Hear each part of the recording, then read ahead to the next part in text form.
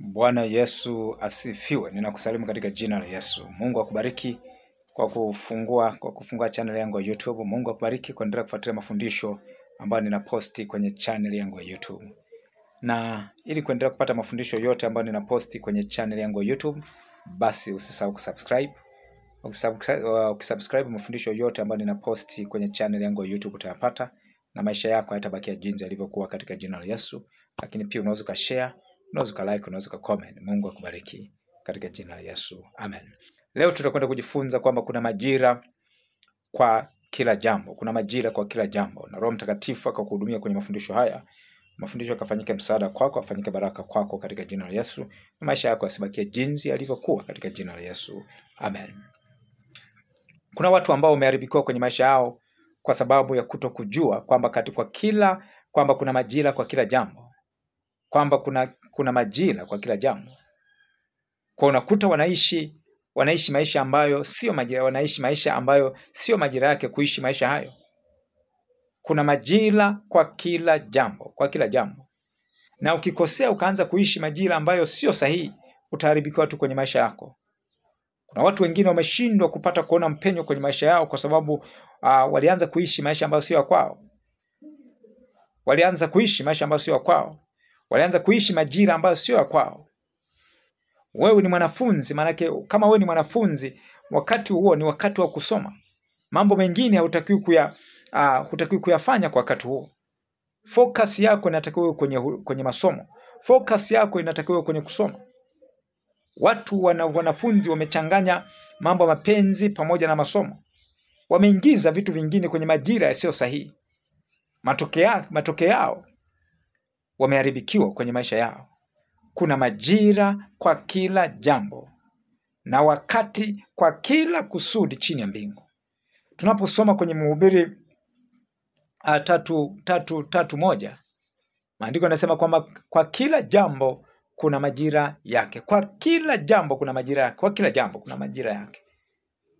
Kwa usipoishi kwa kufuata majira, utaharibikiwa kwenye maisha yako. Kuna majira ya kujisomea, kuna majira ya kutafuta maarifa, kuna majira ya kutulia.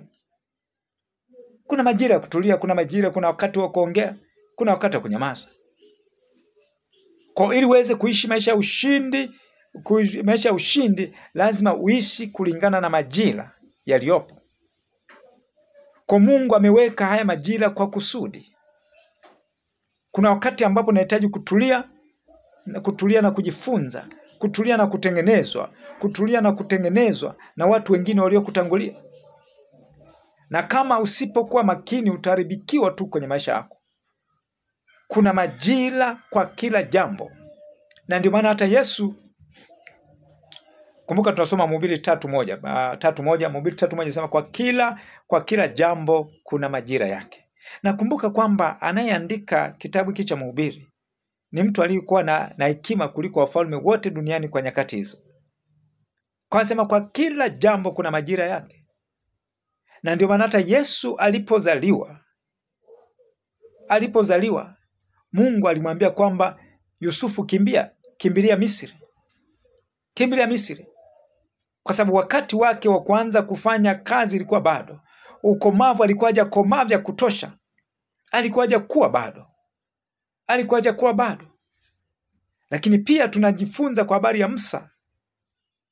Musa alikimbilia Midian. Huko alikuwa anakimbilia Midian, alikuwa anaandaliwa. Na huyo aliyekimbia ndio aliyekuja kufanyika kuwa mwokozi wa taifa, ndio aliyookoa watu wa Israeli kwenye utumwa wa Farao. Kwa kuna majira kwa kila jambo. Yesu alipozaliwa, pamoja na kuwa Mungu anaweza mambo yote, lakini wakati ule ulikuwa na wakati lazima akimbilie Misri.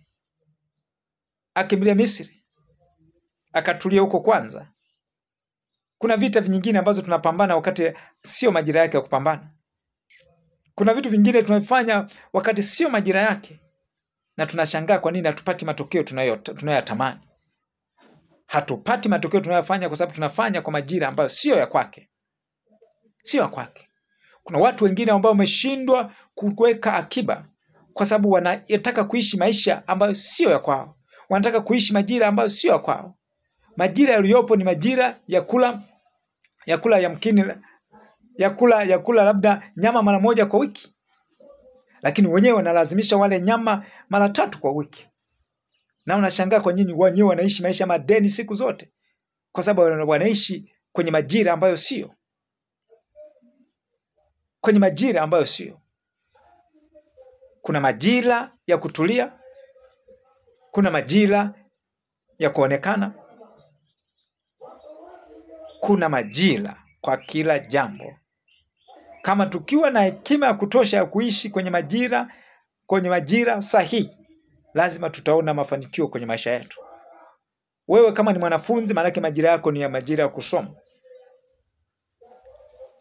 Majira ya kusoma.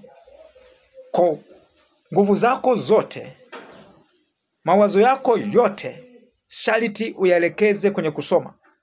Usiruhusu chochote kile kukuondoa kwenye majira yako. Usiruhusu kitu chochote kile kikuondoe kwenye majira yako. Na maandiko yanasema kwamba Mungu ameweka wakati kwa kila kusudi chini ya jua. Ameweka kwa kusudi. Kuna wakati wa kunyamaza. Kama wewe utaongea wakati wa kunyamaza, lazima uharibifu utokee tu. Kuna wakati wa kuongea, wewe ukinyamaza wakati wa kuongea, lazima uharibifu utatokea tu. Lazima uharibifu utatokea tu. Kuna majira kwa kila jambo. Na Roho Mtakatifu akikusaidia kuishi kwenye majira sahihi, lazima utaona mafanikio kwenye maisha yako. Haijalishi hali yako ikoje kwa sasa. Maadamu kwenye hiyo hatua ulionayo sasa, uko kwenye majira yako, itafika wakati ambapo Mungu atakupeleka majira mengine. Mungu atakupeleka majira nyingine. Kwa sababu Mungu ni Mungu wa kutuinua kutoka utukufu mpaka utukufu, mpaka tutakapofikia kule ambako Mungu ameandaa kwa ajili yetu. Hatuwezi kufika kule ambako Mungu ameandaa kwa ajili yetu endapo tutakuwa tunachanganya majira. Tunachanganya majira. Yamkini saizi unatamani kujulikana, lakini sio wakati wa kujulikana. Ni wakati wa kutulia na kuendelea kutengenezwa. Ni wakati wa kutulia na kuendelea kupikwa. Yamkini saizi unatamani uishi maisha fulani, lakini sio majira yake kuishi maisha ambayo unatamani. Ishi kwenye majira husika na kwa wakati sahihi.